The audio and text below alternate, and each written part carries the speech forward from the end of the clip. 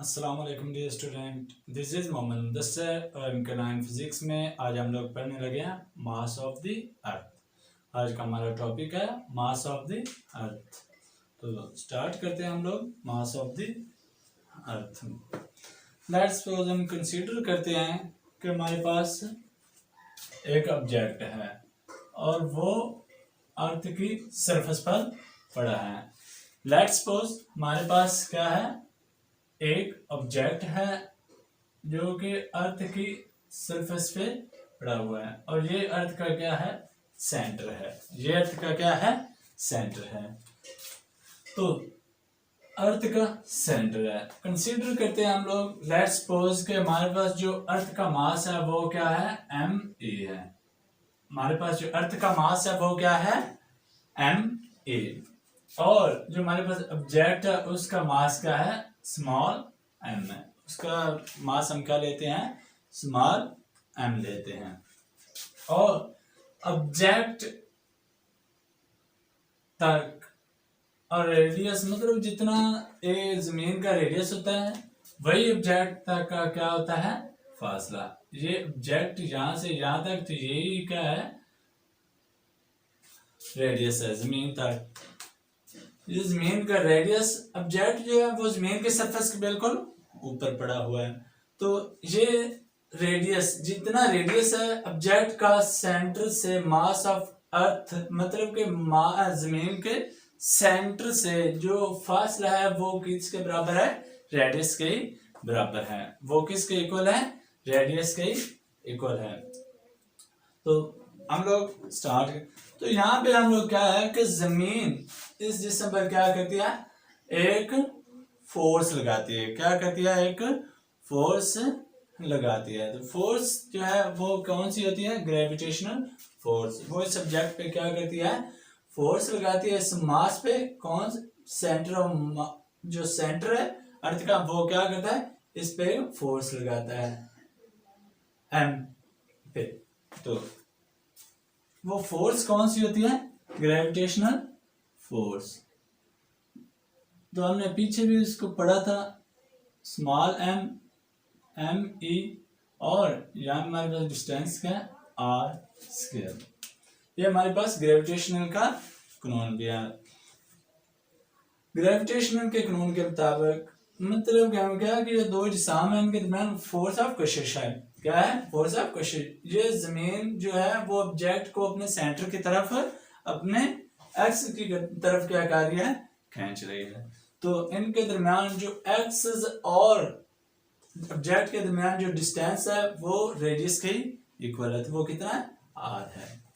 तो हम लोग जानते हैं फोर्स, यहाँ पे जमीन जो फोर्स लगती है वो ही बेसिकली ऑब्जेक्ट पर जो फोर्स लगती है वो उसका वेट ही होती है। वो क्या होती है, उसका वेट होती है। तो वो फोर्स किसके इक्वल होती है, W के। और W किसके इक्वल होता है, mg के। इसको हम क्वेश्चन 1 का नाम देते हैं। अब दोबारा सुनिए कि हमारे जो फोर्स लगती है वो क्या होती है, वो फोर्स बेसिकली जो इस ऑब्जेक्ट पे फोर्स लगती है वो बेसिकली वेट ही होता है, वो W ही होती है। और W किसके इक्वल है, mg। तो हम F की जगह पे क्या पुट कर देंगे, mg पुट कर देंगे, mg। तो ये साथ में वैसे ही me ओवर r स्क्वायर। तो ये हमारे पास आ गया। तो फोर्स की जगह पे हमने वेट, और वेट की क्या कर दी, mg हमने पुट कर दिया इधर। तो ये m से m क्या हो जाएगा, कैंसिल हो जाएगा, और ये g m e over r square. हमें क्या फाइंड करना है, हमें m e फाइंड करना है, हमें मास ऑफ अर्थ निकालना है। और मास ऑफ अर्थ कैसे निकाल, ये इसको हम इस साइड पे लाएंगे तो ये इधर g से मल्टीप्लाई करेगा और ये कैपिटल G जो वो क्या हो जाएगी, डिवाइड हो जाएगी। तो हम इसको me is equal to r square g over gravitational g। तो ये हमारे पास क्या हुआ, ये हमारे पास me is equal to r square g over gravitational g। तो ये हमारे पास फार्मूला है किसके लिए, मास ऑफ अर्थ निकालने के लिए।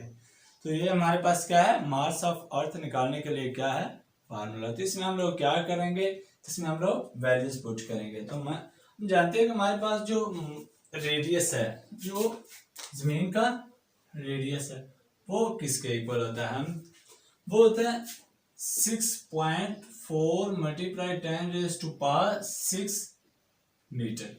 जो हमारा जमीन से ऑब्जेक्ट तक का जो रेडियस है, जो मतलब कि उसके सरफेस तक का रेडियस है वो कितना है, 6.4 मल्टीप्लाई 10⁻⁶ मीटर। तो हमारे पास आर की वैल्यू क्या है वो, और जी हमारे पास क्या है, जी हमारे पास है 9.8 मीटर पर सेकंड स्क्वायर। और इस जी की वैल्यू हमारे पास क्या है, ये हमारे पास ग्रेविटेशनल एक्सेलरेशन, ये हमारे पास ग्रेविटेशनल कांस्टेंट है। तो इसकी वैल्यू क्या है हमारे पास 6.673 मल्टीप्लाई 10⁻⁻11 न्यूटन मीटर स्क्वायर पर केजी स्क्वायर। ये स्मॉल जी की वैल्यू हमारे पास क्या है 9.8 मीटर पर सेकंड स्क्वायर, और कैपिटल जी की हमारे पास वैल्यू क्या है 6.673 मल्टीप्लाई 10⁻⁻11 न्यूटन मीटर स्क्वायर पर केजी स्क्वायर। तो ये हमारे पास क्या है इनकी वैल्यू, और रेडियस की भी हम लोग यहाँ वैल्यू लिख देते हैं। जो हमारे पास आर है जमीन का वो कितना है 6.4 मल्टीप्लाई 10⁻⁶ मीटर। तो यही वैल्यू हम लोग क्या करते हैं इस फार्मूले में पुट करते हैं। तो हम लोग यहाँ कर देते हैं, हमारे पास एम ए क्या आएगा, आर की जगह पे हम लोग क्या करेंगे उसकी वैल्यू ऑफ 4 मल्टीप्लाई 10⁻⁶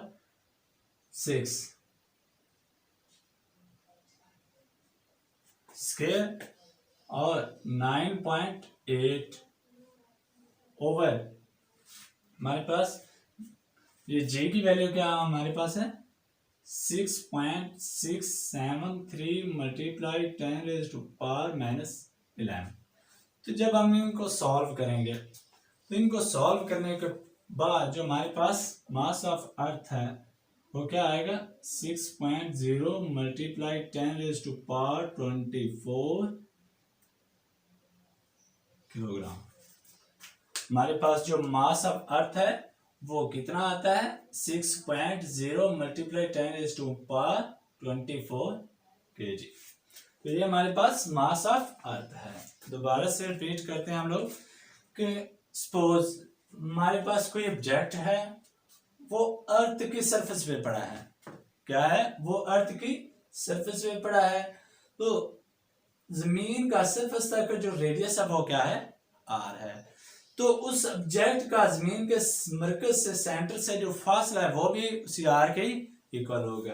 तो जमीन उस ऑब्जेक्ट पे जो सेंटर है वो क्या करेगा एक फोर्स लाएगा, फोर्स लगाएगा। वो फोर्स किसके इक्वल होगी F = G(m)(m)(E)r²। ये स्मॉल m मास के लिए जो ऑब्जेक्ट रखा हुआ है उसके, और m_e जो है वो मास ऑफ अर्थ है, और रेडियस जो जमीन का रेडियस है वो, और ये क्या है ग्रेविटेशनल कांस्टेंट है। तो फोर्स जो जिसमें पे फोर्स लगती है वो बेसिकली उसका वेट है, वो क्या है बेसिकली उसका वेट है, उसका वजन है। तो वो किसके इक्वल होता है F = W, और W हम किसके इक्वल लेते हैं mg के। तो हम क्या करेंगे कि इस F की जगह पे हम लोग क्या कर देंगे mg पुट कर देंगे, और ये हमारे पास क्या है G(m)(m)(E)r²। तो ये m से m क्या हो जाएगा कैंसिल हो जाएगा, तो हमारे पास इधर g रहेगा और इधर g कैपिटल G m_e/r²। तो हम लोग क्या करेंगे m_e की वैल्यू निकालेंगे, मास ऑफ अर्थ की वैल्यू निकालेंगे। तो ये हमारे पास क्या आएगा r² g/ग्रेविटेशन कांस्टेंट। ये हमारे पास फार्मूला बना। तो हमने फार्मूले में हमारे पास वैल्यूज मौजूद हैं, हमें रेडियस का भी पता है, हमें स्मॉल जी की वैल्यू का भी पता है, और हमें ग्रेविटेशनल कांस्टेंट की वैल्यू का भी पता है। तो मैंने ये वैल्यूज लिखी हैं। तो हमने क्या किया इस फार्मूले में ये वैल्यूज पुट की। तो वैल्यूज पुट करने के बाद हम लोगों ने क्या किया, उनको सॉल्व किया, और सॉल्व करने के बाद जो हमारे पास फाइनल आंसर आया, फाइनल जवाब आया, वो क्या है 6.0 मल्टीप्लाई 10⁻²4 किलोग्राम। तो it's mean the mass of earth, the mass of earth is 6×10⁻²4 kilogram. तो ये जमीन का मास है टोटल। हाँ, अब ये मास बहुत ज्यादा है। अब पिछली वीडियो में मैंने न्यूटन लॉ, ग्रेविटेशन लॉ की वीडियो दी थी, तो मुझे कमेंट में क्वेश्चन आए थे, क्या सेब जो है, जो हमारा सेब होता है, मतलब वो जमीन के सरफेस के ऊपर थोड़ा सा कुछ सेब है, लेट्स सपोज यही है, तो यहाँ पे कोई सेब है, क्या क्वेश्चन आया था, क्या वो सेब अर्थ को अपनी तरफ खींचता है? हमने तो सुना था, पढ़ा था कि अर्थ जो है वो क्या करती है, इस ऑब्जेक्ट को अपनी तरफ खींच रही है, सेंटर की तरफ। क्या ये जो सेब है स्मॉल, उसका साइज, उसका मतलब जो वेट है वो बहुत कम है, क्या वो भी इसको खींचता है?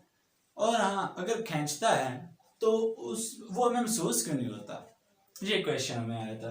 तो इसलिए बच्चे के वो इसलिए हमें महसूस नहीं, हाँ खींचता जरूर है, वो भी अर्थ को अपनी तरफ खींचता है। अगर वो सेब खड़ा है तो वो जरूर खींचेगा, वो अर्थ को क्या है, वो खींचता है, लेकिन मास ऑफ अर्थ बहुत ज्यादा है, और एक सेब का, एप्पल का मास जो है वो बहुत कम होता है।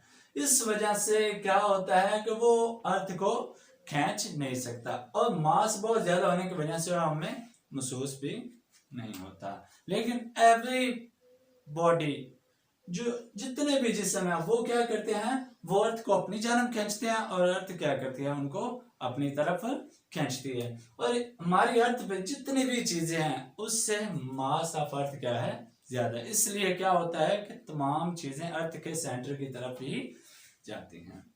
तो ये हमारे क्वेश्चन का आंसर है कि मास ऑफ अर्थ जो है वो बहुत ज्यादा होने की वजह से जो एप्पल है वो मास मतलब के जमीन को अपनी तरफ खींच नहीं सकता, वो एप्पल अर्थ को अपनी तरफ नहीं खींच सकता, क्योंकि उसका मास तो बहुत ज्यादा है अर्थ का, और एप्पल का मास तकरीबन ना होने के इक्वल है।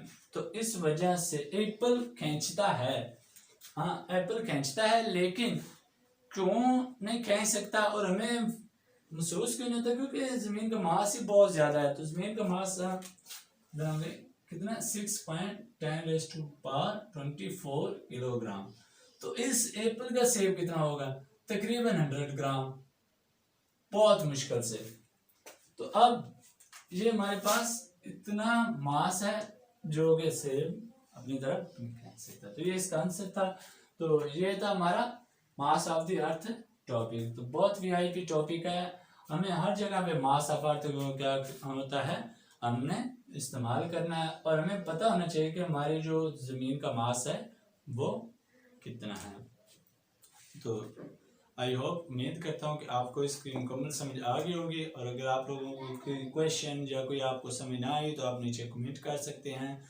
और इससे पहले मैंने ग्रेविटेशन मतलब न्यूटन लॉ ऑफ ग्रेविटेशन जो है उसकी वीडियो दी है, तो आपने वो भी ज़रूर देखनी है। उससे आप लोगों को ये सारे क्वेश्चन का क्या होगा, आसानी से आंसर मिलेगा। तो इंशाल्लाह मिलते हैं अगली वीडियो के साथ। अल्लाह हाफिज़।